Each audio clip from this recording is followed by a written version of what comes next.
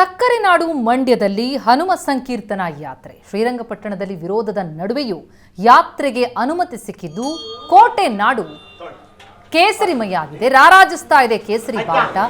ಮಸೀದಿ ಜಾಗದಲ್ಲಿ ಮತ್ತೆ ಹನುಮ ಮಂದಿರ ನಿರ್ಮಾಣದ ಸಂಕಲ್ಪ ಹೊತ್ತು ಜಾಮಿಯಾ ಮಸೀದಿ ಪಕ್ಕದಲ್ಲೇ ಸಂಕೀರ್ತನಾ ಯಾತ್ರೆ ಸಾಗಲಿದ್ದು ಸಾವಿರಾರು ಹನುಮ ಭಕ್ತರು ಕಾರ್ಯಕರ್ತರು ಯಾತ್ರೆಯಲ್ಲಿ ಭಾಗಿಯಾಗ್ತಿದ್ದಾರೆ.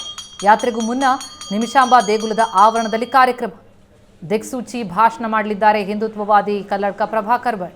ಸುಮಾರು 3 ಕಿಲೋಮೀಟರ್ ಹನುಮ ಮೂರ್ತಿಯ ಜೊತೆ ಮೆರವಣಿಗೆ ಸಾಗಲಿದೆ. ಶ್ರೀರಂಗಪಟ್ಟಣದಾದ್ಯಂತ ಕೇಸರಿ ಬಾವುಟ ರಾರಾಜಿಸ್ತಾ ಇದೆ. ನೀವು ಪೋಷಕರಾಗಲು ಕಾಯುತ್ತಿದ್ದೀರಾ? ಚಿಂತಿಸದಿರಿ. ಓಯಾಸಿಸ್ ಫರ್ಟಿಲಿಟಿ 90,000 ದಂಪತಿಗಳ ಜೀವನದಲ್ಲಿ ಸಂತೋಷವನ್ನು ತಂದಿದೆ. 7825893601ಗೆ ಕರೆ ಮಾಡಿ. ಅತ್ಯದ್ಭುತ ರಿಯಾಯಿತಿ ಪಡೆಯಿರಿ ಹಾಗೂ ಎಲ್ಲರಿಗೂ ಗುಡ್ ನ್ಯೂಸ್ ಕೊಡಿ.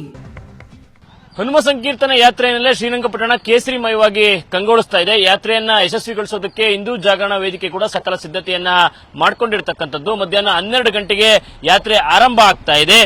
ಜಿಲ್ಲೆ ಹೊರ ಜಿಲ್ಲೆಗಳಿಂದ ಕೂಡ ಸಾವಿರಾರು ಹನುಮ ಮಾಲಾಧಾರಿಗಳು ಯಾತ್ರೆಯಲ್ಲಿ ಪಾಲ್ಗೊಳ್ಳುವಂತದ್ದು. ಯಾತ್ರೆಗೂ ಮುನ್ನ ನಿಮಿಷಾಂಬ ದೇವಿ ದೇವಾಲಯದ ಆವರಣದಲ್ಲಿ ಪ್ರಭಾಕರ ಭಟ್ರ ನೇತೃತ್ವದಲ್ಲಿ ಒಂದು ಸಭಾ ಕಾರ್ಯಕ್ರಮ ಕೂಡ ಇದೆ. ಆ ಸಭಾ ಕಾರ್ಯಕ್ರಮದಲ್ಲಿ ಕಲ್ಲಡ್ಕ ಪ್ರಭಾಕರ ಭಟ್ರ ದಿಕ್ಸೂಚಿ ಭಾಷಣ ಕೂಡ ಇರತಕ್ಕಂಥದ್ದು. ಅದು ಮುಗಿದ ನಂತರದಲ್ಲಿ ಯಾತ್ರೆ ಆರಂಭ ಆಗುತ್ತೆ. ನಿಮಿಷಾಂಬ ದೇವಾಲಯದಿಂದ ಶ್ರೀರಂಗನಾಥ ಸ್ವಾಮಿ ದೇವಾಲಯವರೆಗೂ ಕೂಡ ಯಾತ್ರೆ ಸಾಗುವಂತದ್ದು. ಸುಮಾರು 3 ಕಿಲೋಮೀಟರ್ ಈ ಯಾತ್ರೆ ನಡೆಯಲಿದೆ. ಅಂದ್ರೆ ಇದೇ ಜಾಮಿಯಾ ಮಸೀದಿ ರಸ್ತೆ ಮಾರ್ಗವಾಗಿ ಕೂಡ ಯಾತ್ರೆ ಸಾಗುವಂತದ್ದು. ಇಡೀ ಶ್ರೀರಂಗಪಟ್ಟಣವನ್ನ ಕೇಸರಿಮಯವಾಗಿ ಕಂಗೊಳಿಸುವಂತೆ ಇದೀಗ ಹಿಂದೂ ಜಾಗರಣ ವೇದಿಕೆ ಕಾರ್ಯಕರ್ತರುಗಳು ಕೂಡ ಮಾಡಿರ್ತಕ್ಕಂಥದ್ದು. ಕೇಸರಿ ಬಾವುಟ ಬಂಟಿಂಗ್ಸ್ ಗಳ ಮೂಲಕ ಇಡೀ ಶ್ರೀರಂಗಪಟ್ಟಣದ ಪ್ರಮುಖ ರಸ್ತೆಗಳನ್ನ ಅಲಂಕಾರ ಕೂಡ ಮಾಡಲಾಗಿದೆ. ಅಂದ್ರೆ ಸಾಕಷ್ಟು ವರ್ಷಗಳಿಂದ ಈ ಹನುಮ ಸಂಕೀರ್ತನ ಯಾತ್ರೆಯನ್ನ ಹಿಂದೂ ಜಾಗರಣ ವೇದಿಕೆ ಆಯೋಜಿಸ್ತಾ ಬಂದಿರತಕ್ಕಂಥದ್ದು.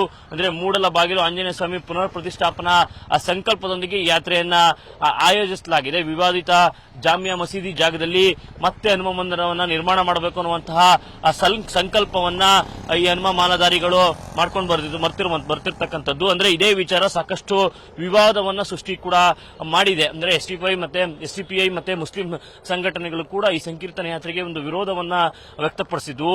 ಅಂದ್ರೆ ಯಾತ್ರೆಗೆ ಅವಕಾಶ ಕೊಡದೆ ಕೇವಲ ವೇದಿಕೆ ಕಾರ್ಯಕ್ರಮಕ್ಕಷ್ಟೇ ಅವಕಾಶ ಕೊಡಬೇಕು ಅನ್ನುವಂತಹ ವಾದವನ್ನು ಕೂಡ ಇಟ್ಟಿದ್ವು. ಇದೀಗ ವಿರೋಧದ ನಡುವೆಯೂ ಕೂಡ ಸಂಕೀರ್ತನ ಯಾತ್ರೆಗೆ ಒಂದು ಅನುಮತಿ ಕೂಡ ಸಿಕ್ಕಿರ್ತಕ್ಕಂಥದ್ದು.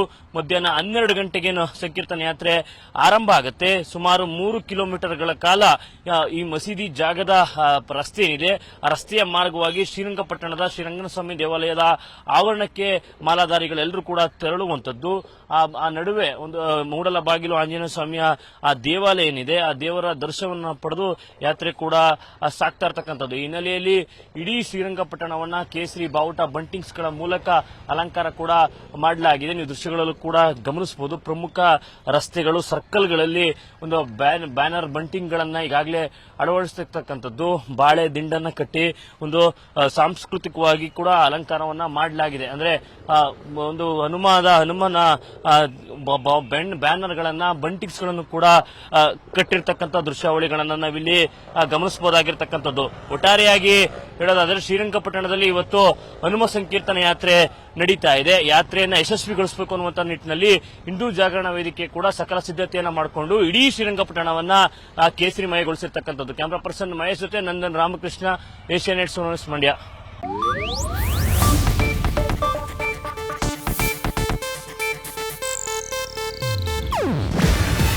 ಇದು ಏಷ್ಯಾನೆಟ್ ನ್ಯೂಸ್ ನೆಟ್ವರ್ಕ್ ಪ್ರಸ್ತುತಿ. ನೀವು ನೋಡ್ತಿದ್ದೀರಾ ಏಷ್ಯಾನೆಟ್ ಸುವರ್ಣ ನ್ಯೂಸ್.